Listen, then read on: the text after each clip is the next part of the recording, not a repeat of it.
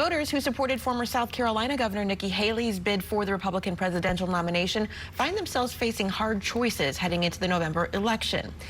Do they vote for Donald Trump, their party's presumptive nominee, and in their view, the antithesis of Haley? Or do they cross party lines to support Joe Biden? Or do they not vote at all? White House correspondent Serena Marshall sat down with 5 Haley supporters from the key swing state of Georgia who are grappling with their 2024 decision. The stage is set. The primary's done, and the 2 candidates in the midst already of the 2024 race. But for the voters, I'm undecided. I don't know what I'm going to do right now.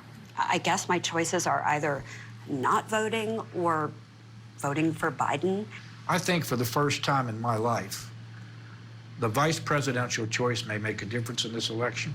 these 5 individuals, different backgrounds, different politics, same problem. Like, of all people in the world, we got these 2 guys running. And these are not all never-Trumpers. Donald Trump has accused Nikki Haley voters of being Democrats or rhinos, Republican in name only. Tell me who you voted for in 2020. Trump.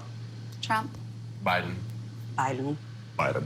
Okay, and I'm not a never-Trumper. I consider myself a conservative Republican.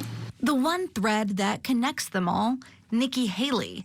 In Georgia, where they all live, Haley, who dropped out of the GOP primary race in the wake of Super Tuesday, raked in more than 77,000 votes. That's roughly 13% of the Republican vote. And the state, Biden won in 2020 by just over 11,000 votes. What does matter to them and drew them to her? So there's 2 main themes that I'm hearing here, right? You have a personality versus a policy. That's correct. So which one matters more to you? Raise your hand if it's personality. Okay, policy.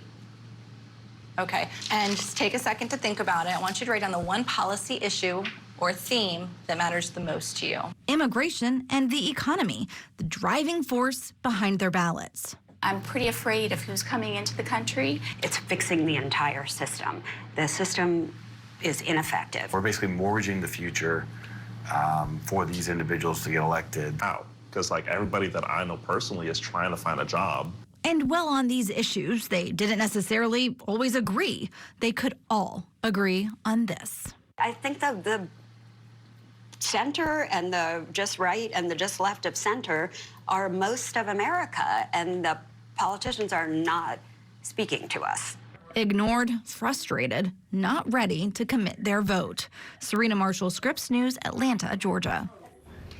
And we'll have much more on the Nikki Haley roundtable conversation tonight on the race. That airs at 6 Eastern. You can also watch the full discussion on the race weekend. That show airs on Saturday and Sunday at 9 a.m. Eastern, right here only on Scripps News.